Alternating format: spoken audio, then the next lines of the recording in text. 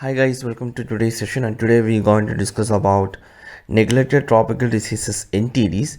And in this session we'll first see an introduction about NTDs, and then we'll discuss why NTDs need attention, and we'll discuss about neglected tropical diseases in India, what are the statistics, and then we'll discuss what are the shortfalls in curbing NTDs, and also finally we'll discuss what are the initiatives by the government to curb neglected tropical diseases. So this is how I plan this lecture. Let's now start. So NTDs are a diverse group of communicable diseases that prevail in tropical and subtropical conditions in around 149 countries and affect more than 1 billion people. Populations living in poverty without adequate sanitation and close contact with infectious vectors and domestic animals and livestock are those worst affected. India leads the world in terms of total number of cases for each of the major NTDs, excluding those that are spatially bound by the requirement for unique insect vectors or snail host. So that is the brief about NTDs.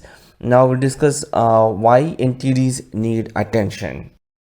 So NTDs, mainly bacterial and viral infections, have affected 1.6 billion people across 149 countries, and these remain underreported because the victims are the poorest and the most marginalized with no accessibility of treatment, and they cause severe illness like disability, disfigurement, and also cognitive impairment, and they aggravate poverty by hurting pregnancy outcomes, slowing child development and lowering productivity. So these all are the issues associated with the NTDs. So definitely NTDs need particular attention. We'll now see what are the cases rate in India of NTDs and what are the initiatives by our government to curb NTDs. You can see the chart here. You can see neglected tropical disease and its cases in India as percent of world cases. Please go through it, and it is shown that in 3 of the neglected tropical disease, more than 50% of cases globally reported is from India only, and also other neglected tropical diseases are also not less. So please go through this chart, and as per WHO, India has achieved the target of eliminating Kala Azar in 82% sub-districts, and also as per Ministry of Health and Family Welfare, India is now free from infective trachoma, and India became the first member of WHO to eliminate chronic disease yaws in 2015, and we have given mass treatment. 75% of cases, deworming cases, receiving treatment in 2015, and also 40 crore filariasis cases received treatment. So that is the performance of India with regard to neglected tropical disease. Now we'll discuss what are the shortfalls in curbing NTDs. As the name suggests, NTDs take their most severe toll on the poor and marginalized communities. The political influence of these sections is limited and their health needs more often overlooked. And evidently, South Asian region has eliminated leprosy as a public health problem, but disease continues to circulate among vulnerable communities. They account for more than 60% of leprosy caused grade 2 disabilities worldwide, and similarly several member countries have eliminated lymphatic filariasis. However, its burden continues to haunt communities in remote and hard to reach areas elsewhere, and region wide 53% of all people require mass drug administration to stay free of this disfiguring disease. So that are the shortfalls. Now we'll discuss what are the initiatives by the government to curb a neglected tropical disease. So we have National Rabies Control Program. This program is being restructured as Integrated National Rabies Control Program under One Health approach, with a aim to provide vaccination to stray dogs and free vaccines through government hospitals. Then we have National Vector-Borne Disease Control Program. It's a comprehensive program for prevention and control of vector-borne diseases, namely malaria, filaria, Kala Azar, Japanese encephalitis, dengue, and chikungunya.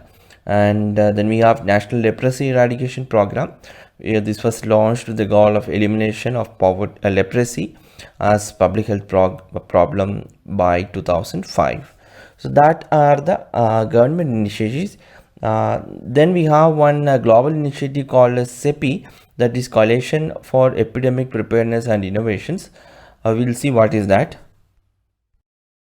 CEPI is a global alliance between government, industry, academia, international, intergovernmental institutions such as World Health Organization and civil society. It is an alliance to finance and coordinate the development of new vaccines to prevent and contain infectious disease epidemics. It was officially launched in January 2017 at the World Economic Forum at Davos, and the headquarters will be located in Oslo, which is in Norway. And India has joined CEPI to lead the fight against epidemics.